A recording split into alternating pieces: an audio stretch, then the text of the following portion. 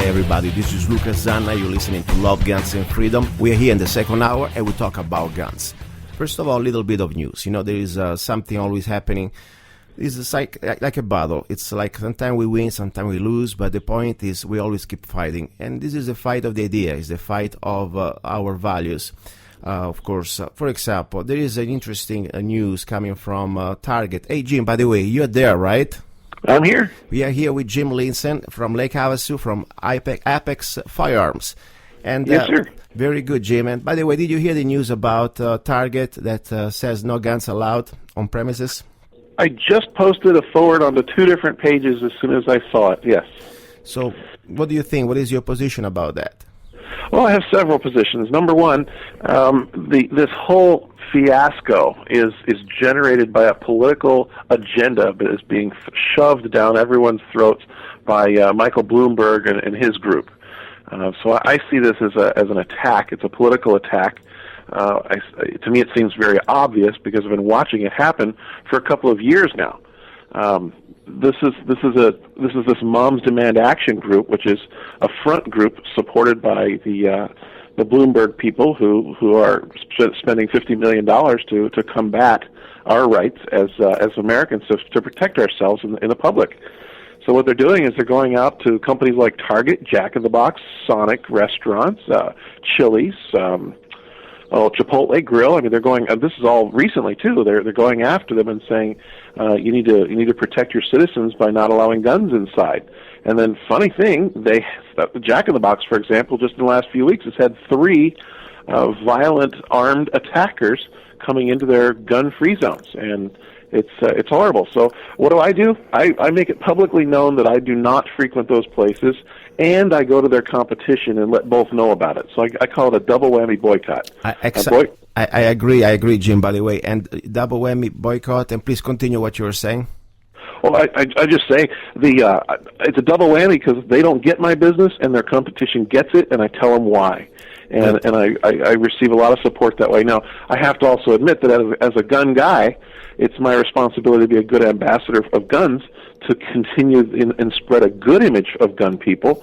So I go back to the people that are that I'm boycotting, and I let them know why in a very polite manner. I ask to see the manager. I invite them to take a free gun class that I teach, so that maybe they can become more educated and less ignorant about gun issues. And they're basically very gracious about that, but it's a corporate thing, and it comes from the top down, and I think it's very misguided and very dangerous, and I'm not playing their game.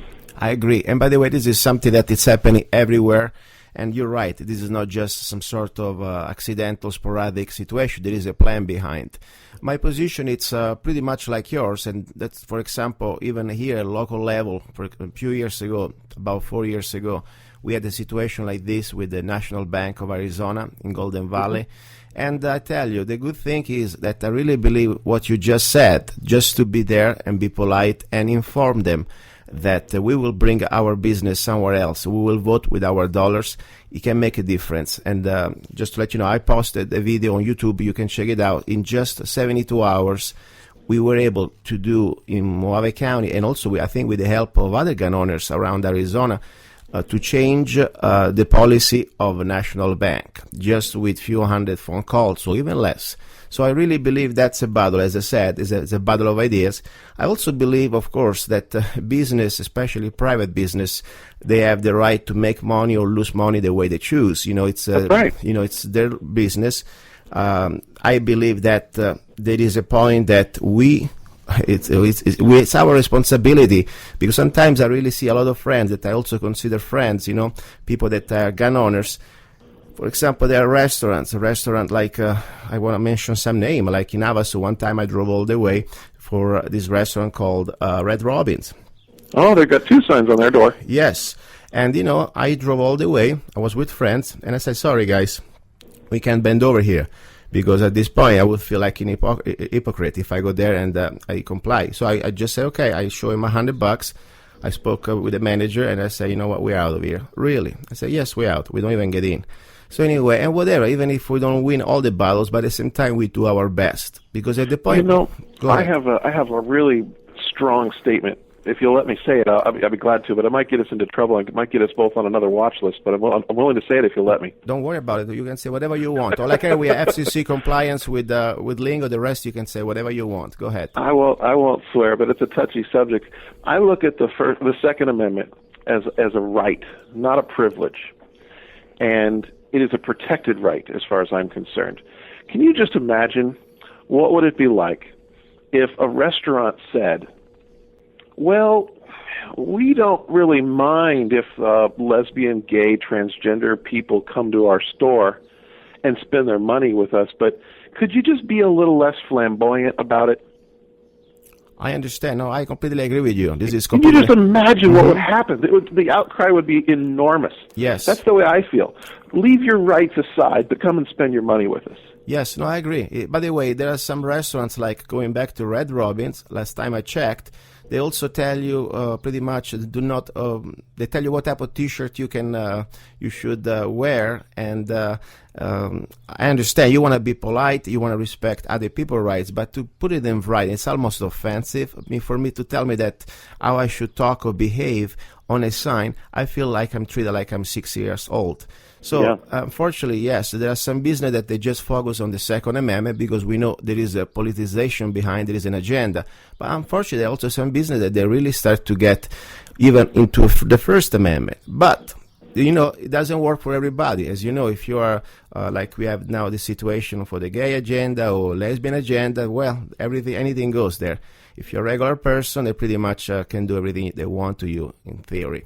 So listen, this is very important because I think there are pretty soon they're going to be, we interact in our regular life in many places, that they are public places, but also they are private places, like these businesses, like FedEx now. In the last few years, I did also YouTube about it. You cannot have any more, it's a gun-free zone. And I have this video that I posted a few years ago, and I posted again just a few months ago when there was that shootout, that person that went crazy and started to kill people. So it is all the biggest hypocrisy, because to put a sign out there with the hope that only people who can read and they are law-abiding citizens will pretty much comply with the sign. The rest of us, I mean, we're all going to be pretty much defenseless. Instead, the bad people, they're going to love that sign. You know, that's pretty much, it's almost illogical. No, it is illogical. It is, I think, is emotional, irrational, and hypocritical. That's the point. And ignorant. These people, I really believe that a big chunk of the reasons people say, oh my gosh, we don't want to have a gun problem, so let's put a gun sign on the door, or an anti-gun sign on the door. I think a lot of this comes from ignorance as well as bad politics. I think a lot of these store owners or corporations say things like, well, people can hunt and fish, but we don't want them to bring their gun in our store. And I think on a corporate level, the ignorance is a factor here. The optimist in me hopes that that's the case. I'm fearful that it's the other way, perhaps, but it's a battle, and we got to keep fighting. I agree, and that's why I always say, please, people, don't give up, because all you have to do yourself, one person is enough to spread the truth and to do a lead by example in your community. You don't need to have the rest of the group. But if you have a family member, if other family members, or if you have friends, it's very much more fun. Go together, polite, go to the place, to the establishment, to the business, ask for the manager, and simulate also, we did something similar, not for the guns issue, but for another issue with Walmart. You get 10, 12 people, load up your little cart, and then ask for the manager, and at that point, you let them know what you think about it, and if it doesn't give you the right answer that you think is the right answer for you, it's called free market. Dump the products and let them show it to them. That's the bottom line.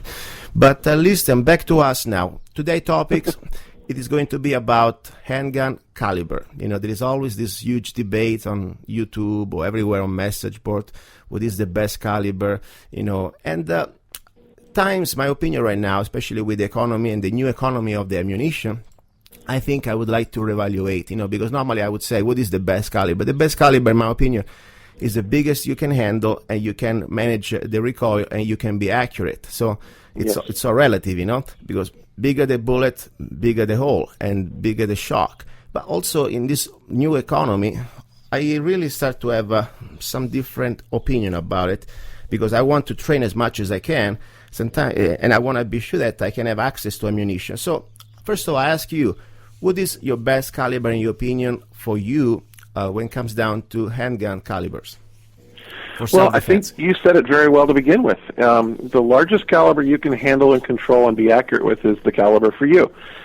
And I agree with you. The economy jumps in and technology jumps in. Now, as an instructor, I can tell you that for years it was a very easy demonstration to hold a 9mm and a 45 ACP round in my hand, and I'd put the 9 out in front of people. Or what I'd do is I'd hold them both in my hand, and I'd ask the students, some mugger is shooting at you. Would you prefer that he shoots you with this? And I'd place the 9mm down, or would you prefer that he shoots at you with these? And you put the 45 down, and invariably everybody points to the little one. I say, that's great. One more question. You shoot back. Would you prefer to shoot back at him with these, the little ones, or these, the big ones? And everybody points to the big one. Problem solved. Discussion over. Mm-hmm. Yes. Now, that used to be a great demonstration, and it used to work, and it used to shut the whole conversation down. But here's what happened.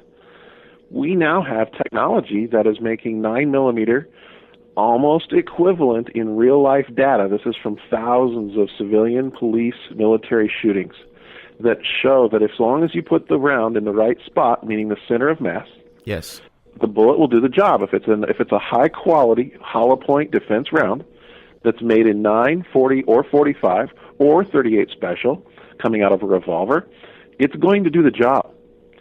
So I've had to really, I'm a 45 guy. I like my big 45. It's easy to load my magazines because they're big and stubby, and my hands are big and stubby. But I have to tell you, I can fit more 9s in my magazine, so I have more ammo. It's cheaper. It's cheaper to shoot, cheaper to train with. It's lighter weight, and it does the same job. I agree. There's the fact now that we have technology that we didn't have before, especially with the hollow point. And I normally carry Glock. Okay, this is my main gun. I train with Glock. I carry the same gun, Glock. What I like about Glock, that especially the 9 and the 40, the Model 17 and Model 22, they fit in the same holster. So it's pretty much simple training and simple carrying.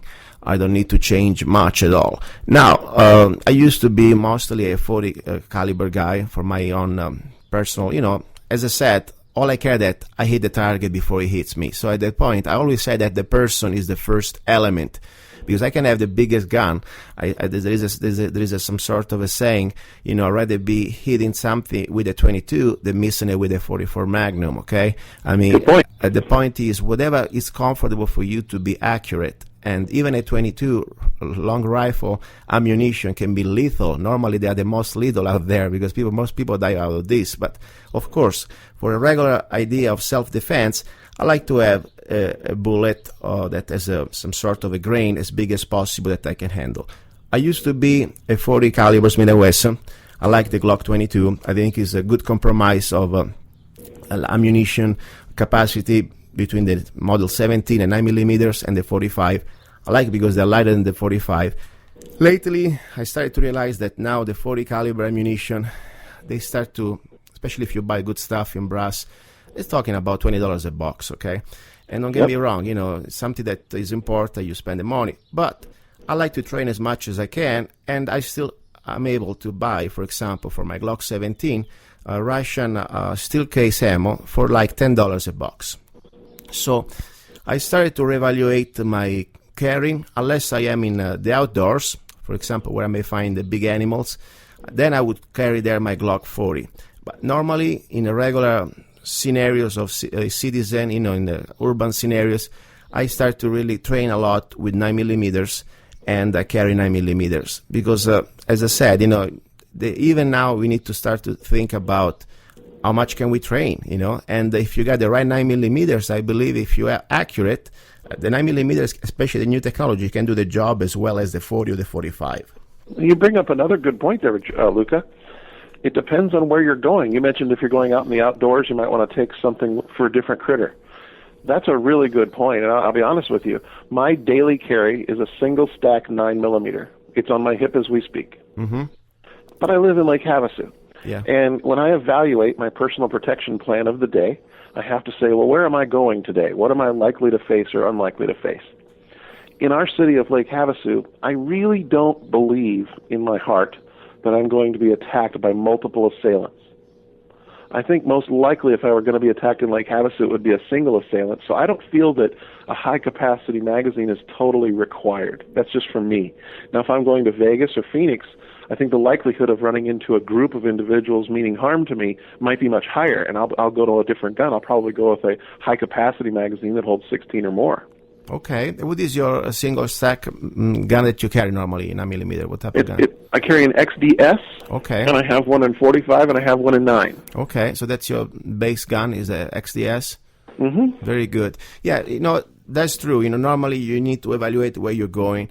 I am pretty much now, the only thing that changes on me, I'm kind of a little, like I got my little uniform, seriously. Since I moved here to Arizona, especially since I started to learn about training, every pair of pants I have come with a holster, and it's pretty simple. It's for a Glock 17 or Glock 22. I have a lot of different handguns, and I enjoy them, having fun at the range. But when I carry always the same gun. It's my Glock.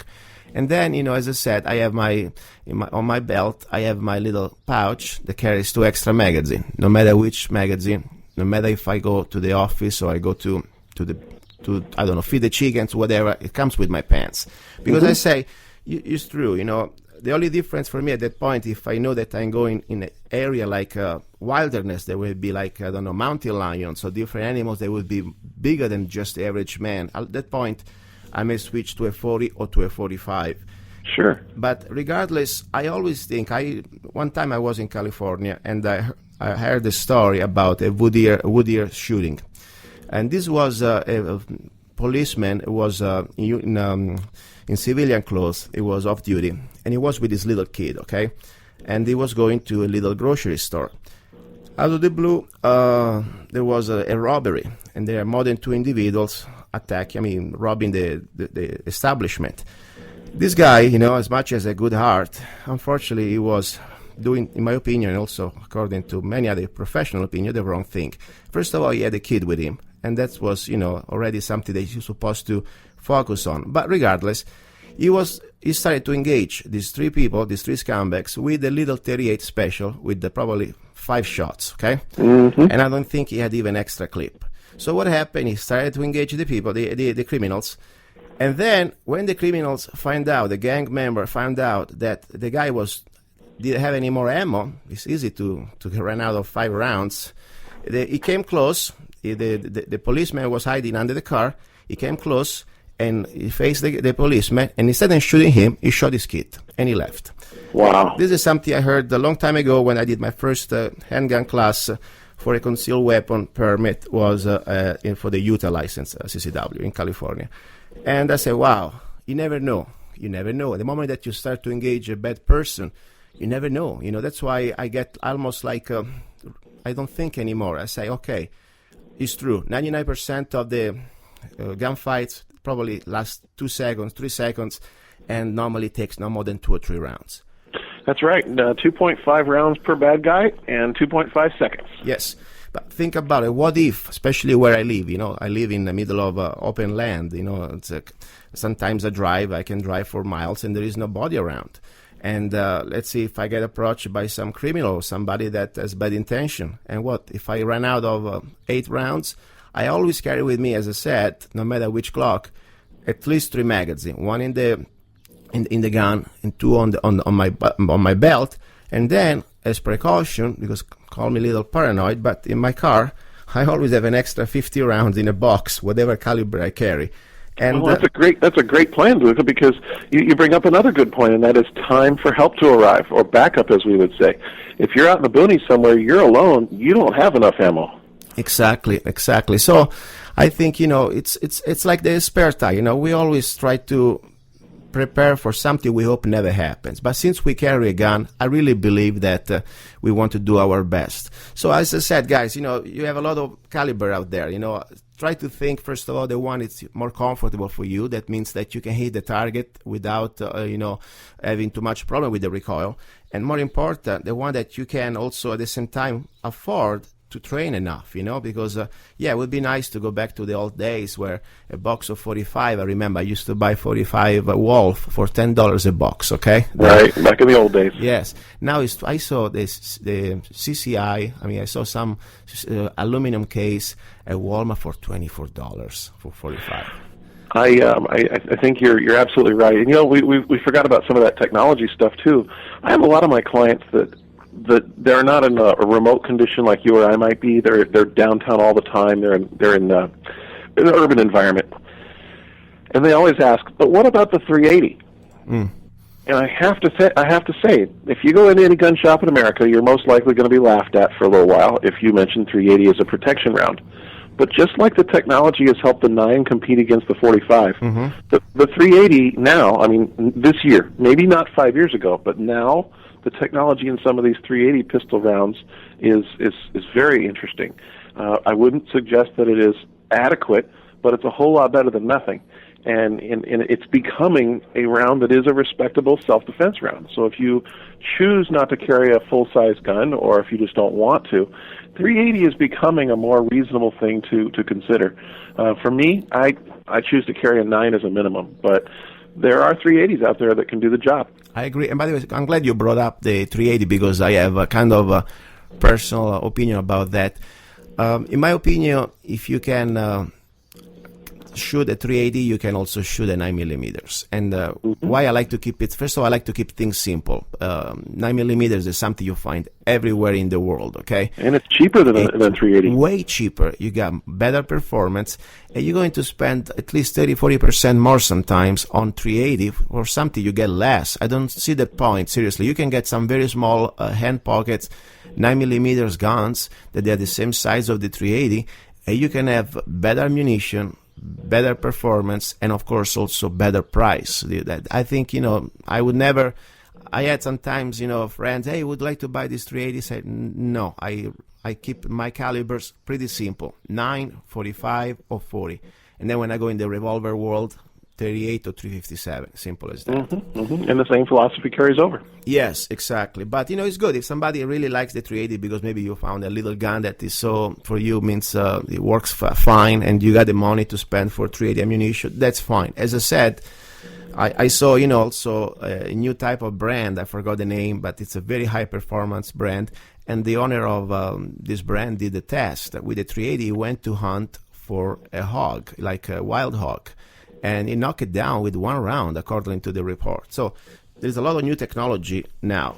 But are you really willing to spend so much more money? And also, sometimes don't find it so easy, I can find 9 everywhere I go in the world, okay? 380, sometimes not that easy. Well, and ask your gun professionals. Go to your gun shops. Go to the people who carry. Ask them what they carry. And you'll find that if they carry a 380, it's a backup, it's a second or a third gun, or it's maybe what they call their wedding gun, where they only take it to a wedding in their front pocket because they can't conceal their 9. But I don't know very many gun professionals that carry a 380. Right. Jim, please, we're almost ready to close. Give your website and how people can reach you. Well, you can call me at 928-855-5971. That's at Apex Arms, Firearms Training in Lake Havasu. And you can find us online at apexarmsaz.com.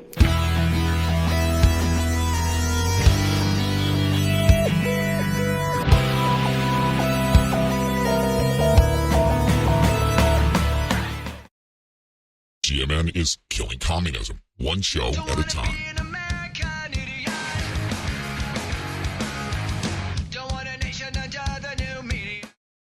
Aloha, this is Tahiti Joe, the maker of Tahiti Joe's Hot Sauces and the Maui Pepper Company. After inventing his delicious Polynesian hot sauce, Tahiti Joe wanted to make another gourmet hot sauce that his lady would enjoy. After a wild, passionate weekend on the islands, he thought, wow, she's not only hot-blooded, she's also half Italian. With that in mind, Tahiti Joe created a tropical-style garlic hot sauce his lady would crave. Now, Tahiti Joe's Tropic Garlic Hot Sauce has become the #1 garlic hot sauce on the market. Tahiti Joe and his sisters dedicated Tropic Garlic to their father because he's their big kahuna and it's his favorite. All of our sauces are made with a beautiful array of ingredients with no preservatives added. and are prepared with a tropical passion for the perfect balance of flavor and heat delivered directly to you. www.tahitijoeshotsauces.com. Visit WazooSurvivalGear.com, home of the Adventure Bracelet and other wearable survival kits today. For survival bracelets with all of the features you need for everyday challenges, with options for construction materials, individualization, and a wide range of utility features like fishhook, safety pin, whistle, cable ties, fire steel and striker blade, compass, and more. Meant to be disguised in your everyday life and ready whenever you need it. Don't forget to upgrade your Adventure Bracelet to include surgical tubing, first aid tinder fat packs, and a handcuff key. WazooSurvivalGear.com, survival bracelets, survival keychains, do-it-yourself kits, and more. Plus, if you donate $100 or more to the Guerrilla Media Network, we will send you one of Wazoo's wearable survival kits with a custom GMN nameplate as a reminder of our appreciation. In a disaster, emergency relief, or constitutional crisis such as the ongoing battle at the Bundy Ranch, people want to pitch in, but not everyone can pack up and leave home.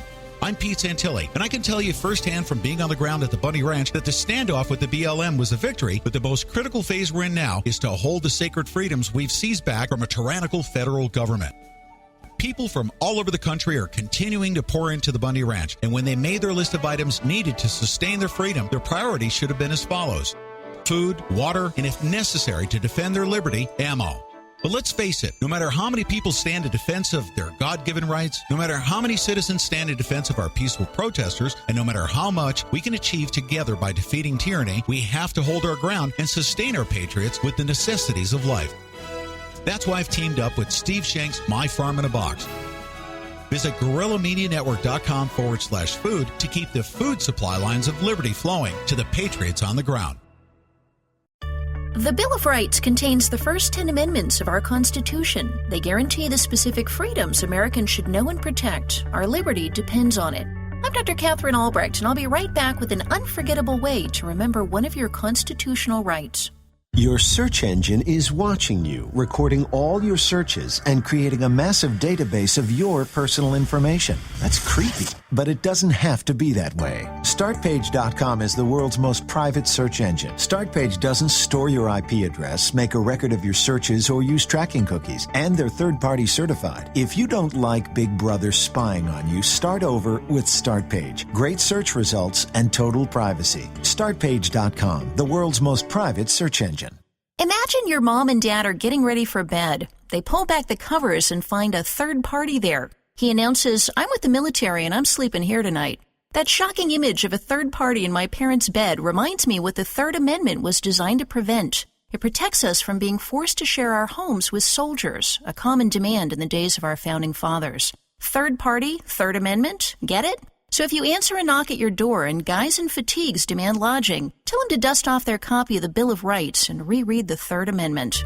I'm Dr. Catherine Albrecht. More news and information at CatherineAlbrecht.com.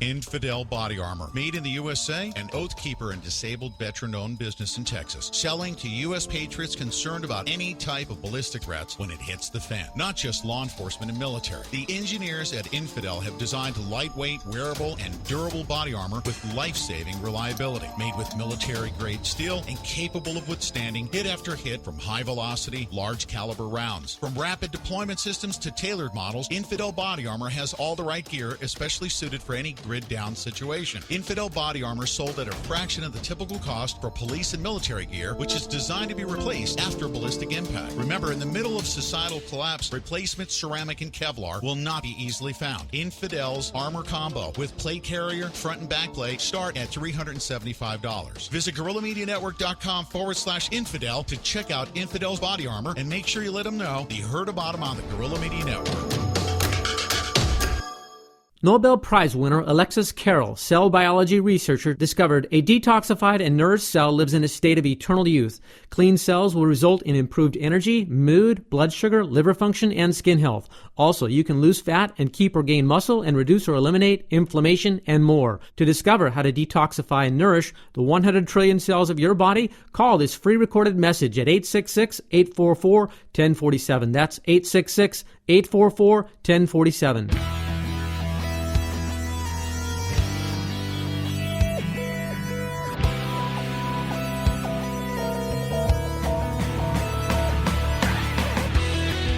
Okay, and this is Luca Zanna. We're still here on the air. You're listening to Love, Guns, and Freedom. And also, just to let you know, you can listen to us on 1340 AM, K-Talks, or on GMN Network all over the world. Or go straight to lovegunsfreedom.com. My special guest, my friend Jim Liensen from Lake Havasu. Jim, what I like about Jim is a guy that really makes the gun issues like a normal issue. It's we can talk about guns. After all, it's like we're talking about having a coffee, and it's important because Jim, by the way, are you there? I'm here. Thank you, Luca. Very good. I really appreciate the conversation. It comes very natural, and it's like we never really met in person. I like it's like having a good conversation at the bar about, I don't know, football or some other topics, and that's the way I treat guns. It's something that is part of our life, and I don't put any type of a special emphasis like things, oh my God. It's just like we're talking about cars, but the difference, of course, guns come with every gun and is a responsible thing. It's like you have a very powerful car, you must be able to drive it. That's why we're here. We try to share information out to get at least more responsible. Speaking about responsible, please remind a little bit what you do for a living, because that's pretty much one of your job out there. Try to help people, right? Well, I do. I have a passion for helping others, and I do it through many ways. And I own Apex Arms, firearms training. We're an FFL, but we decided not to sell guns.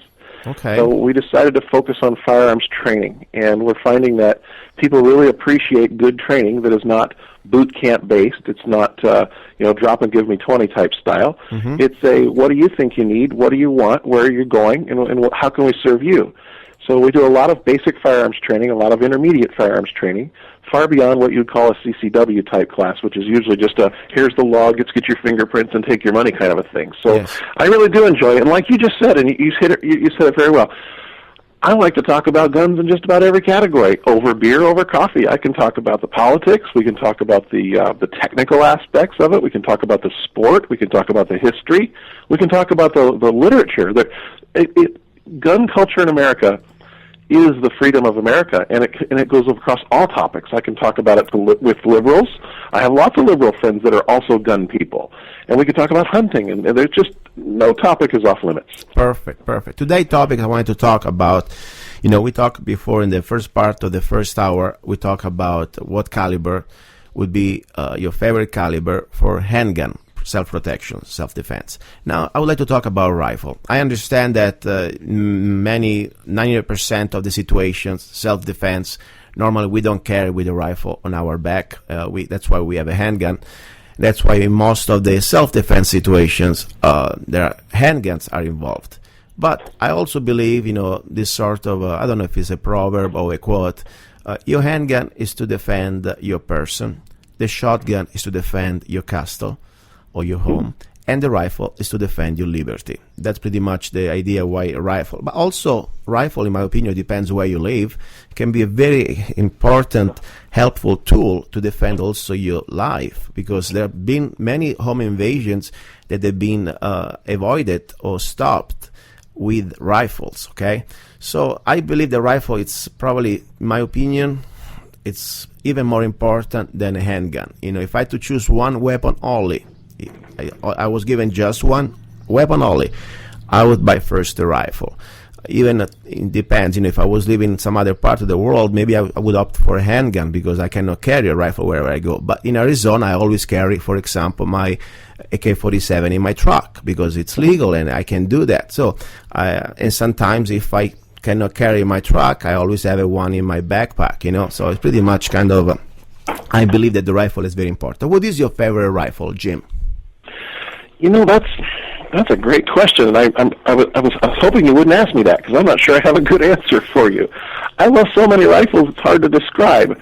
Okay, let me make it simpler for you. If you were given the choice to have one rifle and one rifle only, okay? Because for me, rifle, it's like, like a gun. You have like a suit. You have a suit for every occasion. What am I doing? I'm going hunting, or I'm going to shooting on flash. But there is a point that if I had to have one rifle only, that's supposed to do it all in a survival situation, what would you opt for? I think, I'm whittling it down. I have 3 on my brain. That would be a 22 long rifle, a 30-06, and a 12 gauge. But if I could only have one, I think I'd reach for my bolt-action 30-06. Okay, that's your rifle. Very good. I believe if I had to choose one rifle only, and I need to use that for every situation, from defending my castle or my freedom, also getting some game in a survival situation. Even I'm not really a hunter, I don't like to hunt for sport, I would just hunt for survival. I would go for my M14 in 308. That's an excellent choice. Because I believe, yes, there are, for example, it's not something I would advise to use in a home environment, especially if you live in a civilized area like ours, so that you shoot around, you're going to go through the person and the enemy, and then the wall, and then the other wall, and then you're going to go probably through 3 other homes. So I would not use that as a first defense, self-defense first situation. But I know that with that rifle, I can do things that normally I couldn't do with, for example, a regular 5.56 carbine or some other smaller caliber rifle. Because for me, when I talk about rifle, means to have the standard, to obtain the standard of rifleman. And I consider that a standard that we should at least try to aim to. For example, I learned this a few years ago, the Appleseed Project. Did you ever heard about that, the Appleseed Project? I've heard of it, and I have yet to participate. It's on my list. Oh, it's an incredible thing to do. I've done several classes. I did also with Front Sight, but Appleseed, what I like, it's a group of non-profit group. They go out around the country, and they teach you in 2 days clinics the basic of marksmanship. And the bottom line, the standard for a rifleman is to shoot without benches, with a military sling in the 3 different positions. We're talking about standing, sitting, or prone, at 4 minutes of angle with the iron sight. That means at 25 yards, I like to have these scaled down targets at 1 square inch at 25 yards, means that you're shooting 4 minutes of angle. That means at 500 yards, it would be the equivalent to 500 yards to shoot into 20 square inches. Right. With the iron sight, believe it or not, many people that they proclaim themselves to be riflemen or to have rifles and they've been shooting all their lives. I attended their classes. Only probably about less than 8% qualify as riflemen with their. I would agree with that. And it's very beautiful because it bring you to reality. It starts to teach you the basic how to shoot as a military style, not like at the range with a cigar on the bench. So that's for me the rifle I can perform in that way. It's a rifle that is caliber in 308. Because, for example, I did qualify every time now I go there. It's pretty much my standard score. It's about 220, 230, depends. But I could not do these 4 minutes of angle at 500 yards, for example, with the 5.56 or the 7.62 by 39 of an AK-47. So that's why I like the M14. Of course, people say, listen, how many times really happens that you have to shoot something or somebody for self-defense at 500 yards?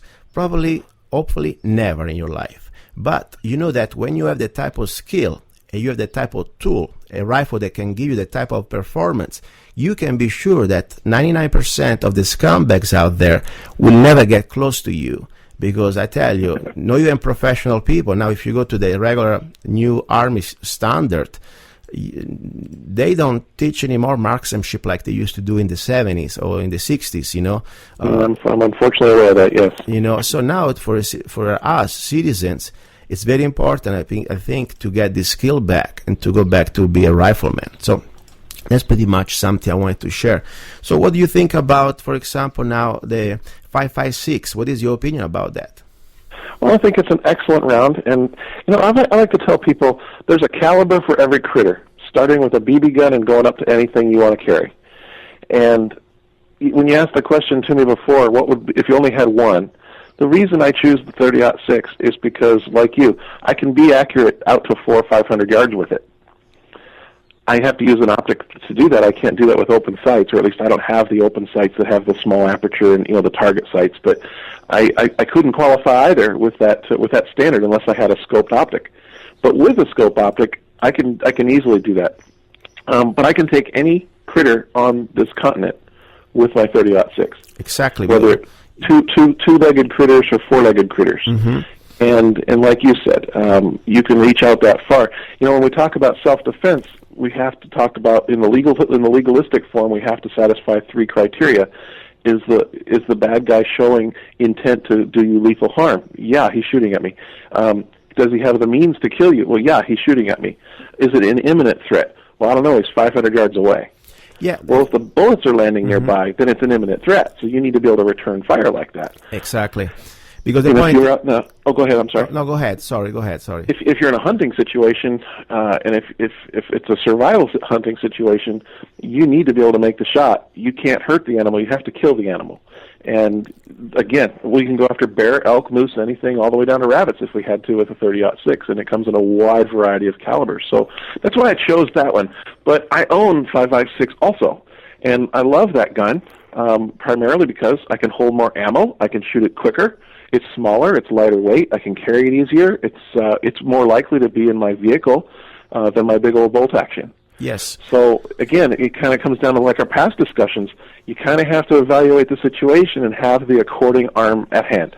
Exactly. And there is, as we said, there is a gun for every situation. The only point sometimes, people on budget say, I need to have my first rifle. I would go straight with something that I would be able to do pretty much almost everything.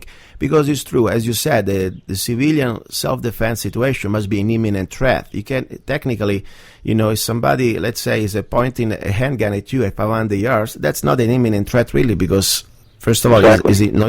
It could even perform. But if somebody's shooting a rifle at you, then at that point, that's an imminent threat. Now, in reality, how many times can happen that in the regular society we have somebody start to shoot at us with a rifle at 300 yards or so? Maybe never. But well, if you live in southern Arizona these days, it's actually a regular threat. Exactly. That's exactly what I'm saying. Depends where you live. And on top, maybe things may change. And what happens if things really can get like, let's go in the past, not even that far, LA riots, things like that, social disturbances. You need to try to be thinking about things can happen, even when society could collapse, even momentarily, Well, you're exactly right. I was going to bring up the riots in LA just a few decades ago. I remember seeing the video of the store owners on top of their roofs defending their building from looters. Exactly. And at that point, if I had one rifle only, what would be the limitations of a 5.56? 5.56, as you said, is a great round on flash. It's very great to also to carry it. It's light. It's no recoil, and that's fine. But let's say somebody's charging me with a truck or with a car, or is behind a wall made of bricks, or even just the studs, big studs, wood. I tell you, the 5.56 is, at that point, over 200 yards, you start to lose that type of performance with a 308. You're exactly right. Then you need to shift into that 308 or the 30-06 again. Exactly. I was shooting my, I have an M1 Garand chamber in 308, and I like it very much. For me, it's a historical rifle. It's an emotional rifle. And also it is something that I like because the few times I cross the river to California is the only thing I can carry really with me, because somehow it's okay for the California laws. But regardless, I like it. I got one chamber in 308, and I tell you, at 200 yards I was shooting at a piece of air steel, probably about ½ inch, okay, with a regular full metal jacket from I think it was a Russian Wolf or something like that, cheap rounds, okay, and they went through the steel like butter. Wow. And I was doing the same thing with a 5.56, 200 yards, just splash, no even dent in it. 7.62 by 39, Yes, there was a good dent. It was trying to go through, but it couldn't unless I was switching to AP ammo, armor piercing ammo. That unfortunately now 7.62 by 39, they're almost impossible to find, very expensive. So I tell you that 308 7.62 by 51, I believe it's a great cartridge for, as you said, if you have to survive. You need to get an animal down in a humane way. You don't want to use a 5.56 for a big elk. You would, my gosh, would be a disaster unless you really have a very accurate shot. So 306 or 308 would be great for big animals. It's great also on things. Let's say in a hypothetical Mad Max scenario, somebody's trying to break your fence or perimeter or something with cars, or is hiding behind a wall or something. You can really be effective. And also, it's something that you can reach out. The average person, the average scumbag normally is not exactly trained. And if you train with a type of caliber, you can keep them away at least 500 yards. Absolutely. Let's wade into the technical aspects for a second. Yes. The average round that's going to come out of a 5.56 or a 223 caliber gun is going to weigh somewhere around 55 to 70 grains. Mm-hmm. The average 30 caliber round that's going to come out of a 308 or a 30-06 or even a 5.72 or 5.62, you're basically talking about 150 to 200 grains. Exactly. That's the equivalent of 3 to 3.5, sometimes even 4 times the mass in a slightly larger diameter bullet. That means it's going to carry a whole lot more energy and has the ability to penetrate a variety of things that the other one's just going to bounce off of. Now, in a soft target out to a few hundred yards, like a person or an animal or a wild hog or something, that's fine. But like you say, if you had to go through a fence or steel or concrete block to protect your perimeter, you're going to want something with more oomph behind it. Exactly. And, if I could give, I'm just a regular guy, I try to learn, but sometimes people ask me questions, and I just try to share what I think, okay? It is not like Professor Zanna is talking here. But if I could give my personal humble opinion to somebody, a friend, that he wants to try to get, for example, a first rifle or set of rifles on a budget, okay? Because I understand, for me, the Ferrari of the rifle would be an M14. There are different brands and different price range, but for sure, everything starts at least for $1,300 on top, So not everybody can afford that. But if I had somebody on budget, I say, I want to get a rifle right now, or maybe more than one. What do you suggest? I really like a lot the 7.62 by 54 Russian. It's a round that is normally on Mosinna guns. I'm sure you're familiar with the type of rifle, bolt action. Oh, yes. Yeah. Oh, yes. So I will always say, if you want to do for the budget of an expensive dinner out, or not even that expensive anymore if you're going to the wrong place, you can get 7.62 by 54 Mosinna gun. And the ammo, they're still very cheap, at least a third less than the regular 308. They're surplus. And you have a rifle bolt action, but that has the performance of a real center fire battlefield rifle. Of course, there's no semi-auto, but you have the type of, if you train, or even especially if you put a little scope. Let's not forget the Russians stop the Stalingrad, they stop the Germans with snipers with that type of little simple rifle. So that would be, I think, is a good economic solution. Then, as a second rifle immediately, no matter if you have a 308 or 7.62 by 54, I would go straight to a 22 caliber rifle, because that would give me the opportunity to save the ammo for the real situations. And with the 22, I can train, I can practice, and also I can, if I had to survive, I can hunt game. And don't forget, at close distance, did you ever seen the performance of 22 at 400 yards on YouTube? I found a video. You can see shooting through plywood at 400 yards with a regular, and it goes through like butter, Everybody thinks of the 22 as a plinking toy because that's what they shot in the carnival years ago, or because that's what they shot at the dump when they were kids. but the reality is, like we've talked about before, 22 long rifle is a rifle, and it has a bullet, and it comes out very, very fast. And if you use it properly, it can do lots of damage. Exactly, and they used to be very affordable. Now, of course, they're still very hard to find. Price went up. at the moment, but I'm making a prediction that things are going to get back to normal real soon. I hope so. But still cheaper than buy 308. Okay, so yeah. I think, if I had a personal friend or somebody ask me a question and they're on budget and say, really, look, I need to buy a rifle like today. I can't wait for Christmas. I would say start with a bolt action. That would be affordable, and especially I like the 7.62x50 for Russian. If you are on budget, if you buy a lot, you can stock up. You can still get around for 24 cents a round, okay, or even less.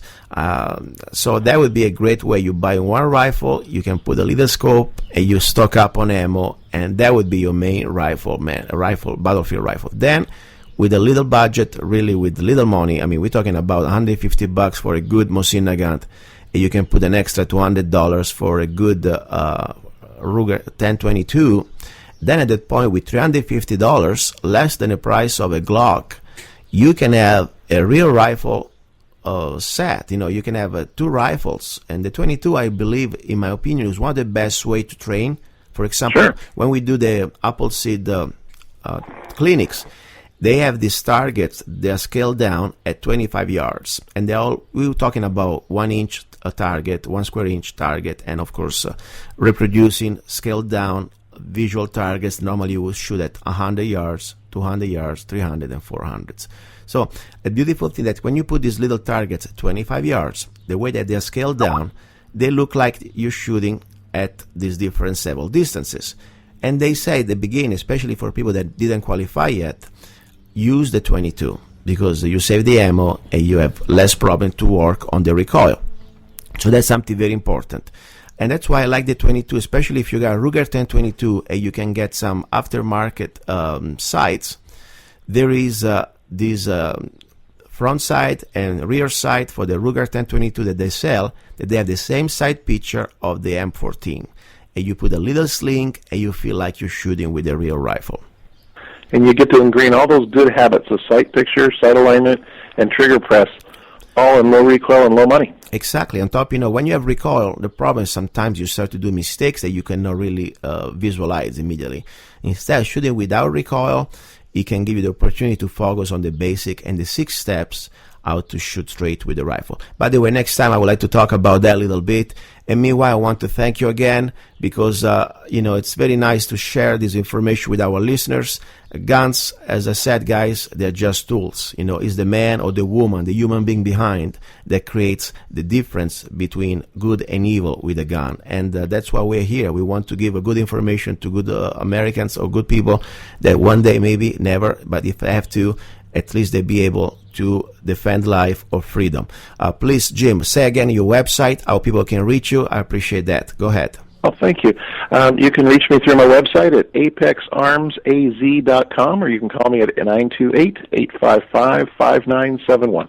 Thank you very much. Stay tuned. You're listening to Love, Guns, and Freedom with Lucas Zanna. And ready for the final hour, we will talk about love. We have incredible singles and incredible recipes. Today we will teach you or we'll share with you how to make bread from scratch. He's a songwriter, a poet, a rifleman. I'm not afraid. And a constitutional activist. I'm not afraid. Italian by birth. I'm not afraid. American by choice. Gianluca Zanna. I'm not afraid. And his new CD, Love, Guns, and Freedom. 16 powerful songs on one CD from the heart of a patriot.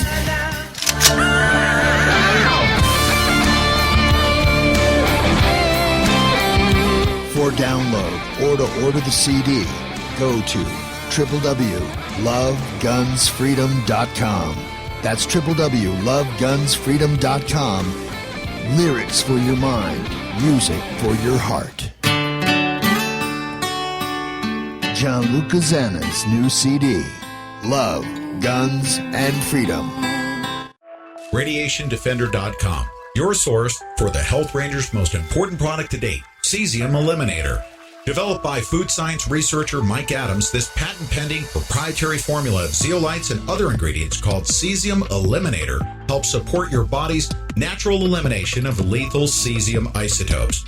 Visit RadiationDefender.com and discover why Cesium Eliminator is designed to stop irradiating your body from the inside out by removing Cesium-137, a cancer-causing radioactive isotope which will contaminate our soil for the next 200 to 300 years. After Fukushima, Beer Potion potassium iodide salesmen rode the plume and sold products which do absolutely nothing to rid the body of harmful radiation after this nuclear disaster. If you are interested in removing cesium from your body, throw away your potassium iodide and replace it immediately with Cesium Eliminator. Go to RadiationDefender.com and order your supply today. Hello, this is Steve Shank. Why do police go undercover and why do countries send out spies? Simple. If you can guess from intelligence what the other guy is doing, you have the battle won before it starts. Let's see what intelligence we have about your food situation. We're having the worst disasters ever. Storms, earthquakes, floods, and terrible drought. Half our population needs food stamps and other subsidies to afford their food now. Prices have just hit their all-time high, with more terrible cost coming. Your food and now your water are being sold to other starving countries. Still, 1/3 of our corn goes to expensive gas instead of feeding livestock and people. What few dollars you have, China expects to devalue to uselessness. If you explained this food disaster we're in right now to your best friend, what would you expect them to do? You'd want them to get all the food they can while they still can. Make the most intelligent decision of your life. Visit GorillaMediaNetwork.com/food to learn more about My Farm in a Box. Aloha, this is Tahiti Joe, the maker of Tahiti Joe's Hot Sauces and the Maui Pepper Company. The saga of Tahiti Joe's hot sauces is a very tasty story. Tahiti Joe went exploring the South Seas for the spices and was easily sidetracked, but don't tell his lady. Then, after a few months, Tahiti Joe blended a beautiful array of spices with clam juice and honey. It had a sweet tropical flavor, and with the heat of the peppers, it reminded him of the islands. Tahiti Joe had to name the new sauce, and Tahiti Joe's Hot Sauces was born. Try it as a chicken wing sauce. Barbecue, marinade, or use it to create a delicious Polynesian Mary. So, visit www.TahitiJoesHotSauces.com today to satisfy your cravings for tropical taste sensation. www.TahitiJoesHotSauces.com. A double-blind study showed that individuals with abdominal obesity who took 300 milligrams of this one supplement for 8 weeks had a significant reduction in abdominal body fat and body weight. Those who took the supplement lost 5 times the amount from their waistline compared to those who took a placebo. Find out what supplement it is and the best source of it by calling and listening to this free recorded message at 866-844-1047. That's 866-844-1047. 866-844-1047. If you enjoy the outdoor life or are preparing for any type of emergency, then you will need the world-renowned Kelly Kettle. The Kelly Kettle is an outdoor camp stove and kettle used to boil water ultra-fast. The Kelly Kettle is the original water boiling kettle that works ultra-fast using only sticks and twigs or whatever else you find that will burn.